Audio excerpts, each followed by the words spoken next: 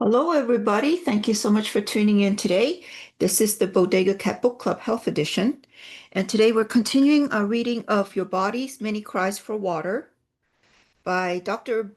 B. I'll call him Dr. B because I don't know how to pronounce his name. Or I could call him Dr. Batman. Anyways, subtitle is You're Not Sick, You're Thirsty. Don't treat thirst with medication. So this book was inspired by fundamentals, really. Our life here on Earth is made up of building blocks, and water is one of them. The other ones are fire, earth, air, and ether, if you want to include the fifth element. But anyways, these are needed. The building blocks are needed for our survival in our life, and water is a very important part of it. So that's why I wanted to read it. And I hope you guys are getting some information out of it. And thank you so much for tuning in with us and sticking with us. Since you're here, check out our other book clubs as well. We have Mondays, we have our spiritual book clubs. Thursdays, we have financial book clubs. And, where we read books that have stood the test of time and have a lot of wisdom. With it. So those are the books that I like anyways. So if you have books that you want to recommend us to read, I'll put a link in the description box below and you guys can let us know. We will read it at our discretion. Um, so we'll see. Yeah, we love to hear from you and to expand our knowledge and to expand um our brain. Reading makes people smarter.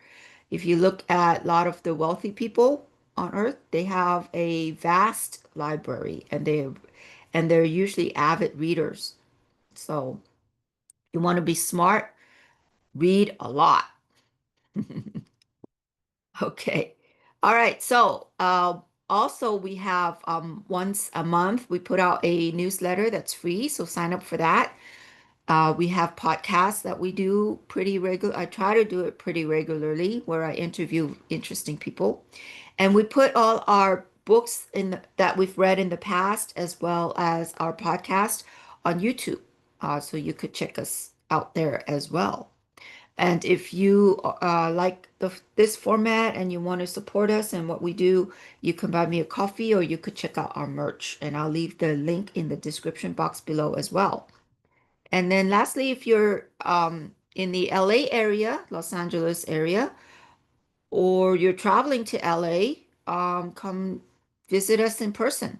We have a healing center that uses technologies based on Nikola Tesla's scalar wave research for holistic healing for both domestic cats and dogs as well as humans. So you can read all about that on our website, learn more about it, and come visit us and experience it yourself and get some healing, get some R&R. It's all good. It's all good. Okay, so let's read. Today is today's reading is chapter 7, and this will be part 1. Okay, let's do it.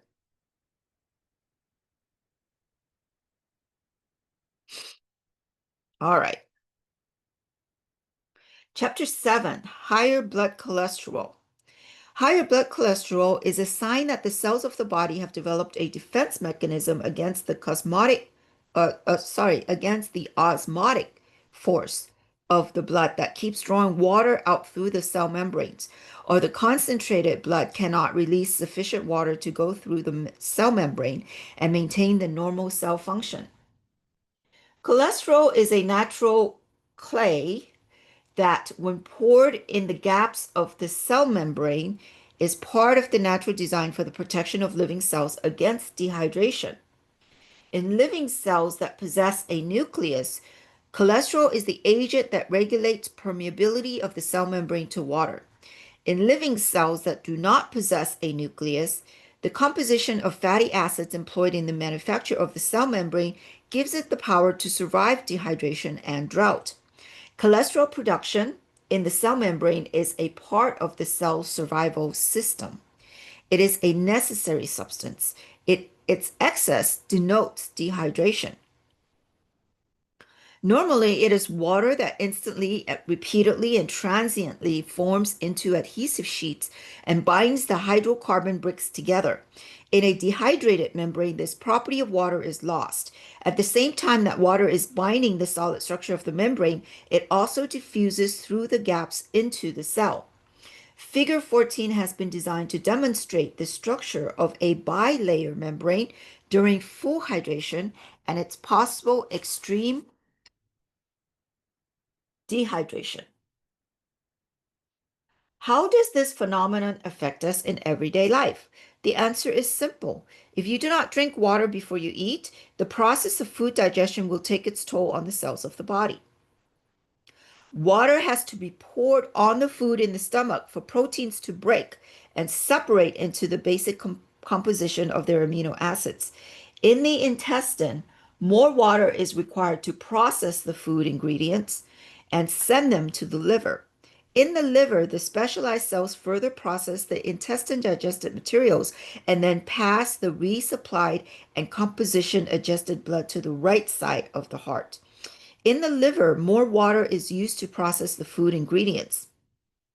The blood from the right side of the heart, which has also received some fat components from the lymphatic system that empties into the right side of the heart, is now pumped into the lungs for oxygenation and exchange of the dissolved gases in the blood.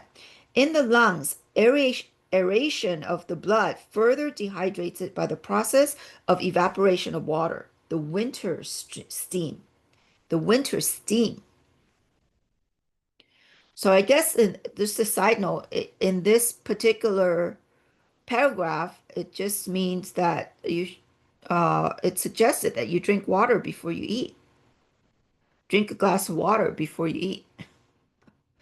That would hydrate the food, hydrate your intestine, and makes eating better, I guess you could say.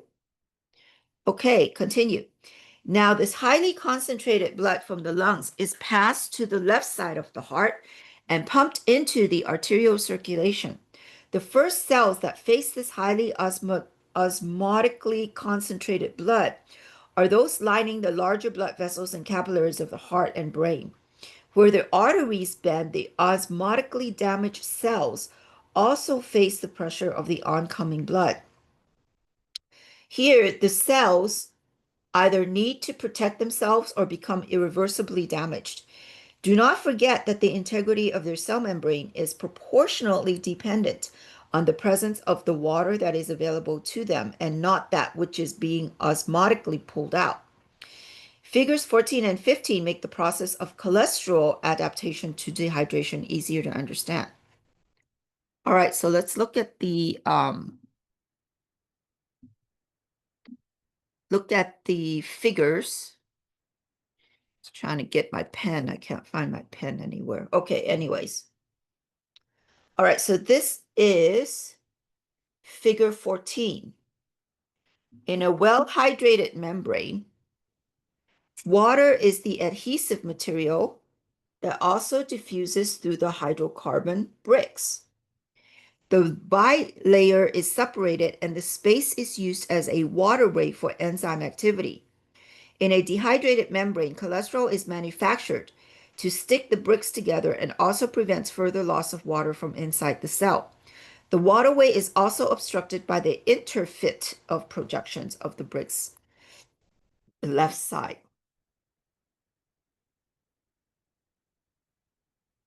Okay, so let's see here. Here's two modes from the bilayer membrane. So here on the left, you have a dehydrated membrane, and then on the right, you have a hydrated membrane. So let's look at the dehydrated membrane first.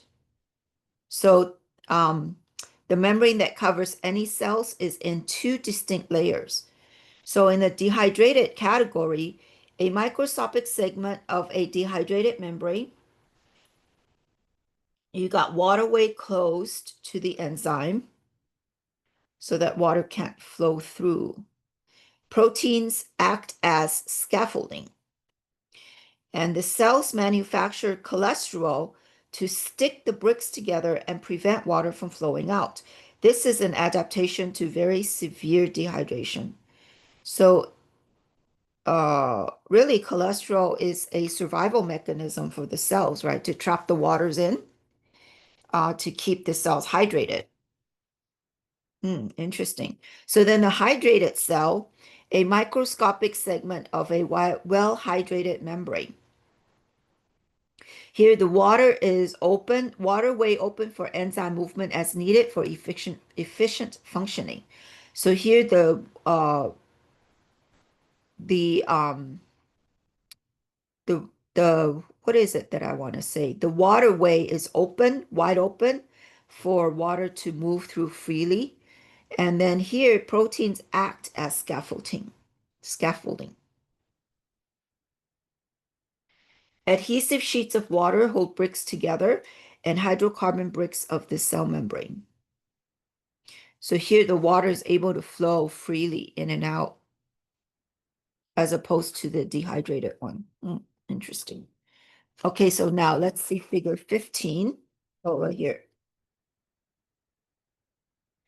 This one, figure 15. Solid foods will be digested in the stomach and the intestines, pass to the liver for further chemical manipulations, and via the blood circulation through the heart and lungs will reach the rest of the body.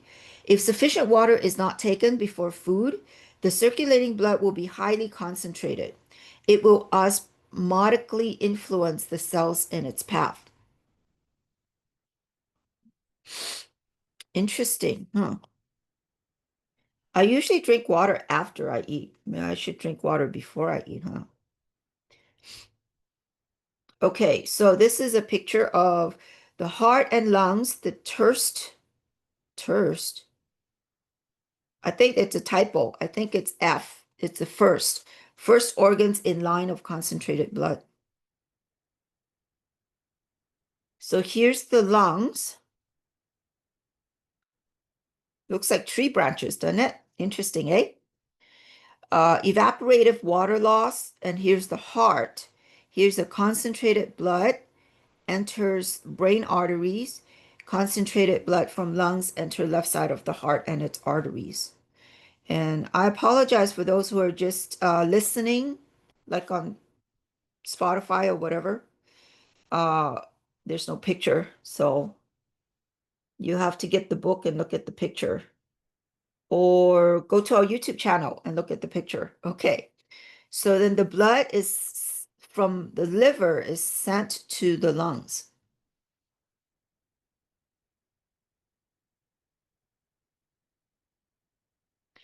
And here's the liver. Concentrated blood enters the right side of the heart. Oh, right here, right side of the heart. And here's the liver. Digested products enter the liver, and digestion uses much water for both liver and the intestinal tract. And then solid foods enter the stomach and the intestines.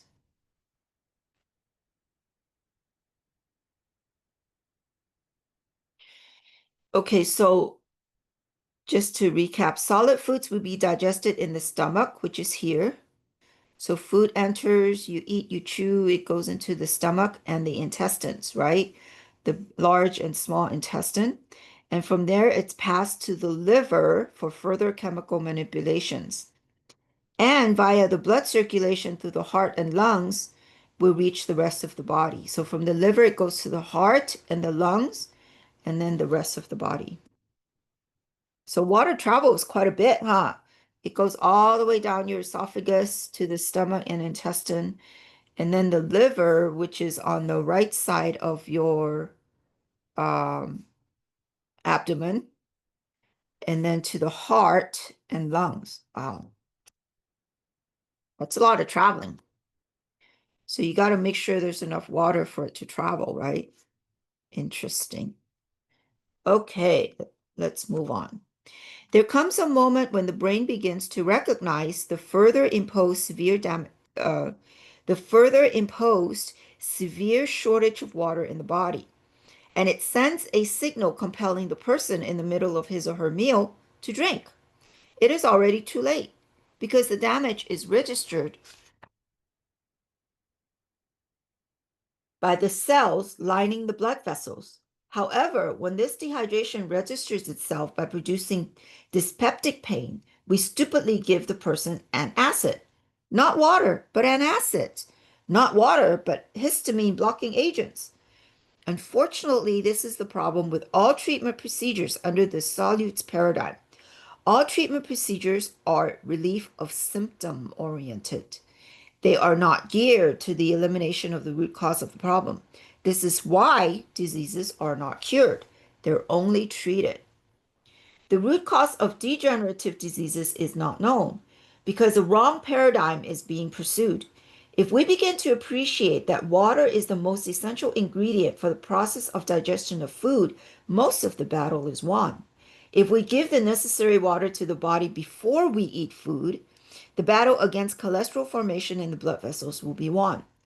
After a longer period of regulating daily water intake so that the cells become fully hydrated, the cholesterol defense system against the free passage of water through the cell wall will gradually be less required.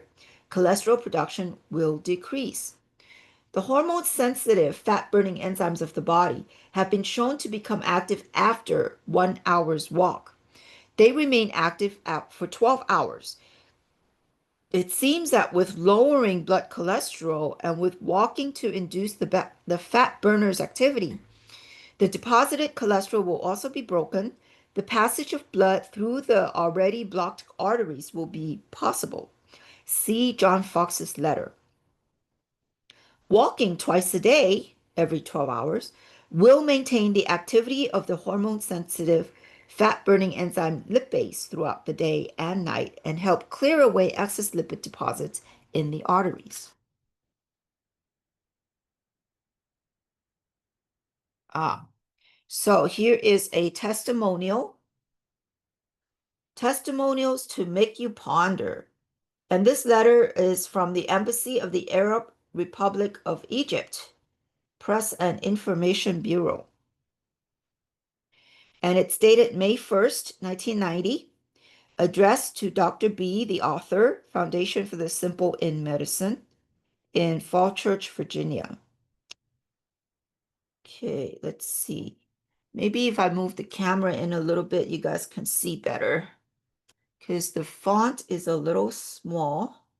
Oops, not the other way, Christina. Okay. So this is what this gentleman says to Dr. B, the author. This is to say how grateful I am to you for making me a much less worried man. I have suffered from a high cholesterol level since 1982. It was 278 when it was first discovered. I was then in Germany and I was put on such a strict diet that I lost 16 pounds in less than 2 months, and the cholesterol level went down to only 220. I refuse to accept to lower it further through medication, especially since in Egypt the doctors still believe that this level is not really dangerous by the prevailing standards in our country. Since I entertain and attend business lunches more than what would be expected, even from a diplomat, because of the additional burden of dealing with the media, my cholesterol was always going up to around 260 and back to 220s by putting myself on very strict diet from time to time. However, it must be noted that it was only outside my home that the diet came crashing down. Otherwise, I was strict with myself. In fact, even when I ate outside, I was careful to choose dishes wherever available, which were not particularly rich in fat. Last year, I was shocked to discover that my blood cholesterol level had shot up to 279. I was lucky to have met you then, when you prescribed ample water, 2 full glasses be taken before meals, instead of medication that I was just about to submit myself to then. I was very skeptical. All the more so since you did not overemphasize dieting. In 2 months and with very little observance of all the old rules, which were making my life miserable, My cholesterol went down to 203 for the first time in more than 9 years. My weight too was surprisingly also down by about 8 pounds and has since been under control. In fact, I feel so good that I'm sure that the next time I will be going for a blood test, my cholesterol level will be found to be even lower. So, goodbye to the quote normal Egyptian standards and welcome to the new American new levels of cholesterol without the accompanying sense of deprivation. Enjoying eating moderately, of course, as I had not been doing for a long time, and free from a worry that was always at the back of my mind. I believe I owe you a big thank you. Yours sincerely, Minister Mohammed Wabi, Director, Press and Information Bureau. Wow, what a testimonial. 2 glasses of water before meal. Take that to heart. Any of you want to take up that challenge? Let us know how it goes. Do it for 1 week and see what happens. And then, you know, if it works out, work it up to a month. They say it takes 21 days to break a habit. So, and it's a good habit to change, 21 days to change a habit, not to break a habit, to change any habit, whether it's good or bad. So we're trying to do habit, right? So, know in the comment box, in the comments below. Tell us what you're doing, how you're doing it. If you decide to take up this challenge, let me know, and let me know how it goes. 2 glasses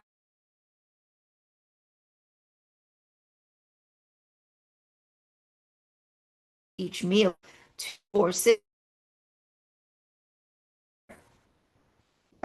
Interesting. Very good. I like challenges, especially challenges that are doable. Makes you feel good because you have a lot of success. And then when you kind of overcome that challenge or uh how do you call it? You reach that goal, you make another goal, another challenge, right? A little harder and a little harder. All right. Okay, onward. Mohammed Wabi's concern in his letter about high cholesterol is not unique to him. Everyone who has raised blood cholesterol levels is worried. It is common knowledge that many diseases are associated with this condition. Different blood cholesterol levels have in the past been considered normal. Currently, the accepted threshold of around 200 milligrams per 100 cubic centimeters of blood is considered normal. This figure is an arbitrary assessment. Just a side note, I think a lot of the quote unquote readings, like blood pressure readings, cholesterol readings, and sugar readings or whatever, I think those are probably arbitrary numbers. Anyways, continue. I personally believe the normal range to be around 100 to 150. My own level started around 89 and never went above 130. Why? Because for years and years, my day started with 2 or 3 glasses of water. A March 28, 1991 New England Journal of Medicine report an editorial about an 88-year-old man who eats 25 eggs daily. Wow, that's a lot of eggs. And has normal blood cholesterol levels reveals one fact. The cholesterol we eat seems to have little to do with the high level of cholesterol in some people's blood.